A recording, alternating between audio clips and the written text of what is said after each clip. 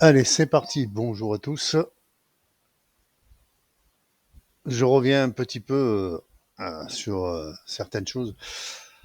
On a vu donc l'ouverture de projet, donc un nouveau projet. On a créé notre projet. D'ailleurs, je vais le recharger. Hop, c'est le projet lundi. Voilà. Bon, là, j'ai un petit peu avancé, mais je vais éliminer tout ça. Vous devez le reconnaître. Voilà. Donc, on a toujours nos deux boutons, notre séparateur et notre bouton. Voilà. Et on va ouvrir, on va un petit peu avancer et on va voir un petit peu ce que l'on peut faire avec toutes ces contrôles et toutes ces balises que l'on a ici, tout doucement. Alors, pour le coup, là, ce que je vais faire, je vais rajouter un autre groupe dans l'onglet, voilà, que je vais appeler donc les containers, voilà. Et pour le coup, là, je vais utiliser comme conteneur un box vertical, un box horizontal et un button group. Ça, ce sont des containers. Dans ce box vertical, je vais rajouter 3 boutons. Je vais même rajouter un box vertical juste après. Donc, après, voilà.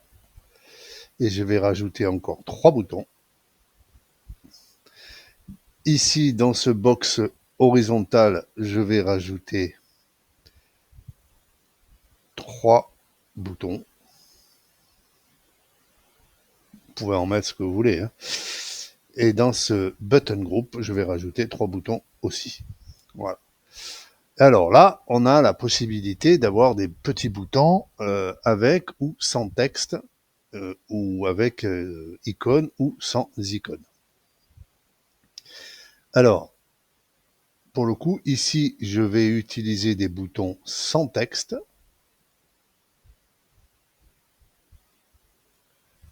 Je vais leur mettre juste un icône.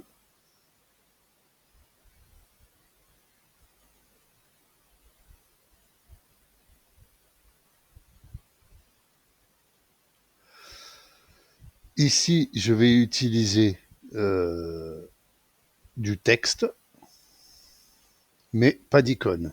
Alors, bouton 1,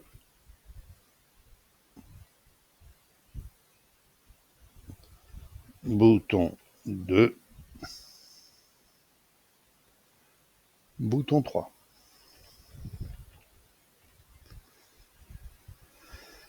Dans le box horizontal, je vais faire icône sans texte.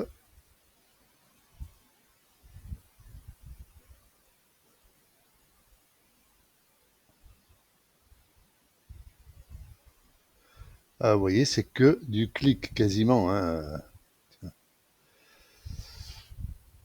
Et dans le button group, pareil, icône sans texte.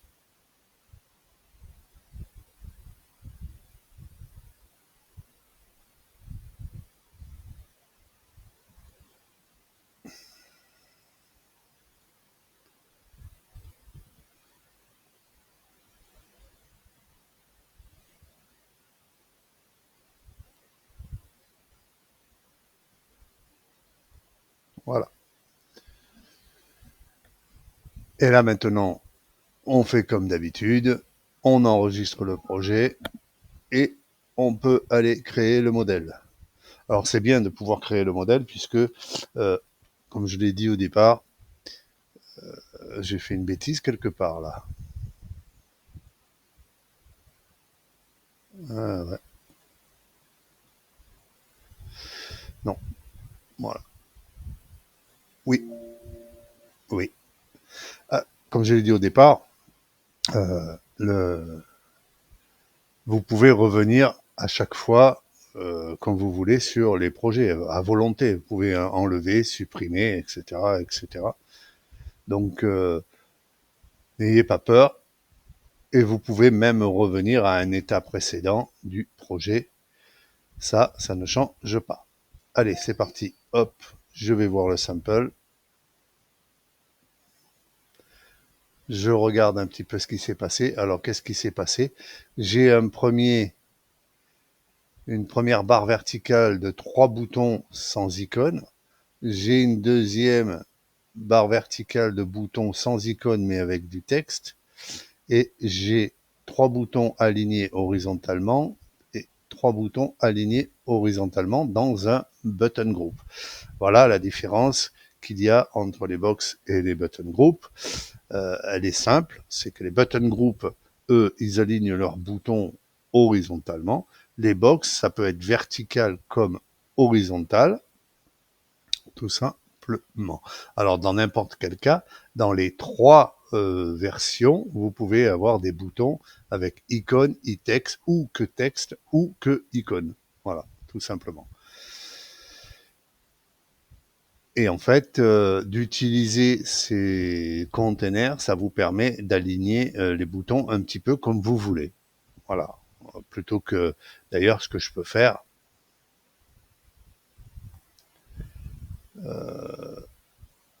pour vous montrer, hein, recharger un projet. Hop. Est-ce que ça serait bien que je vous montre? Alors, je vais mettre donc un séparateur après. Voilà. Et ici, je vais mettre un autre, même pas, je vais mettre bouton après. Je vais essayer de sélectionner lui. Hop, 2, 3, 4, 5, 6. Et là, je vais faire pareil. Je vais mettre les 3 premiers des icônes.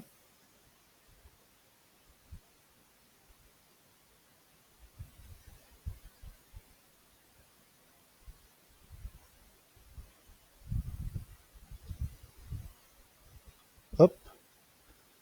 Et vous voyez, c'est vraiment... ça devient un jeu d'enfant. Hein. Et les 3 suivants, je vais mettre pas d'icône, mais du texte. Bouton 4, je crois, non, oula, là. Bouton 4, ouais. Bouton 4.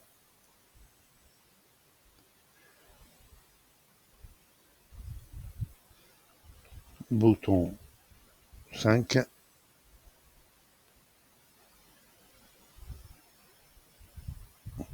Bouton 6.